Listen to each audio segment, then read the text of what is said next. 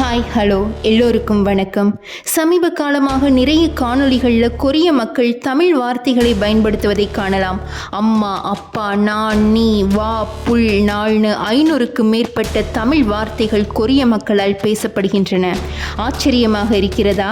ஆம், உண்மைதான். தமிழுக்கும் தமிழ்நாட்டிலிருந்து 5000 கிலோமீட்டர் தொலைவில் இருக்கும் கொரியாவிற்கும் என்ன தொடர்பு? பார்க்கலாம் வாங்க. 16 வயது குட்டி இளவரசி, முத்துக்குளிக்கும் பாண்டிய நாட்டுக்கு சொந்தக்காரி. அவள் பெயர் செம்பவளம். 2000 ஆண்டுகளுக்கு முன்பு தமிழ்நாட்டிலிருந்து நீண்ட தொலைவில் இருக்கிற கொரியாவிற்கு செல்கிறாள். இது எப்படி சாத்தியம் என்றால் சாத்தியம்தான். பண்டைய தமிழ் மன்னர்கள் கடல்வழி வாணிபத்தில் சிறந்து விளங்கினார்கள். நாடு கடந்து சுமேரியா, எகிப்து, கிரேக்கம், ரோம், சீனாவுடன் வாணிபம் செய்திருக்கிறார்கள். அவர்கள் வாணிபத்தோடு நிறுத்தாமல் பண்டைய திருமண பந்தங்கள் மூலமாகவும் உறவு முறைகளை வேற்று நாடுகளோடு ஏற்படுத்தி இருக்கிறார்கள் என்கிறார்கள் தமிழ் ஆராய்ச்சியாளர்கள். இளவரசி செம்பவளம் கொரியா செல்கிறாள். அங்கே அவள் ஹியோ ஹுவாங் ஓக் என அழைக்கப்படுகிறாள். கிம் சுரோ என்ற கொரிய மன்னனை மணந்து கயா என்கிற மிகப்பெரிய சாம்ராஜ்யத்தை அமைத்து ஆட்சி செய்திருக்கிறார்.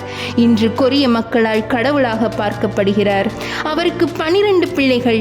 இன்று கொரிய மக்கள் தொகையில் 10% பேர் நமது இளவரசியின் வழித்தோன்றல்களாக இருக்கிறார்கள். இப்போது தெரிகிறதா ஏன் கொரிய மொழியில் தமிழ் வார்த்தைகள் பொதிந்து கிடக்கின்றன என்று? சரி, நிகழ்காலத்துக்கு வருவோம். 2001ஆம் ஆண்டு அயோத்தியில் நமது இளவரசியும் கொரிய ராணியுமான ஹுவாங் ஓக்குக்கு ஒரு நினைவு சின்னம் கட்டியிருக்காங்க. இப்போ அது கொரிய மக்களின் சுற்றுலா தலமாகிவிட்டது. ஏன் அயோத்தியில் கட்டினாங்கன்னு அதிர்ச்சியாக இருக்குல்ல? வாங்க பார்க்கலாம். பண்டைய கொரிய வரலாற்று நூலில் இளவரசி ஆயுத்தா என்கிற நாட்டிலிருந்து வந்து கொரிய இளவரசனை திருமணம் செய்ததாக குறிப்பிட்டிருக்காங்க. அதை மட்டுமே அடிப்படையாக வைத்து இன்றைய அயோத்தி தான் அன்றைய ஆயுத்தான்னு வட இந்திய ஆராய்ச்சியாளர்கள் குறிப்பிட்டு இளவரசிக்கு சூரிய ரத்தினான்னு பெயரிட்டு நினைவு சின்னமும் கட்டிட்டாங்க அந்த மாநில கவர்மெண்ட்.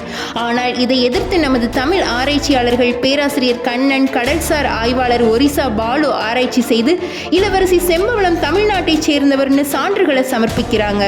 முதலில் ஆயுக்தா என்பது ஆயுத ராஜ்யம், பண்டைய பாண்டிய பேரரசை சேர்ந்த ஆய் ராஜ்யத்தை குறிக்கிறது என்றும், பண்டைய அயோத்தியின் பெயர் சகோதா என்றும், அயோத்தியில் கடல், துறைமுக பகுதி எதுவும் இல்லை என்றும், மேலும் இளவரசி செம்பவளம் பாண்டிய சின்னமான இரட்டை மீன்களின் சின்னத்தை தன்னுடன் எடுத்துச் சென்று இன்றும் கொரியாவில் அந்த சின்னம் இருக்கிறது என்றும், இப்படி பல அடுக்கடுக்கான சான்றுகளை முன்வைச்சிருக்காங்க. ஆம், நமது தமிழின வரலாற்றை நாம் தான் தேடி பாதுகாக்க வேண்டும். இல்லை என்றால் இதுதான் நிலைமை. உங்களுக்கு இந்த பதிவு பிடித்திருந்தால் லைக், கமெண்ட், சப்ஸ்கிரைப் பண்ணுங்க. மீண்டும் ஒரு நல்ல பதிவில் சந்திப்போம். நன்றி.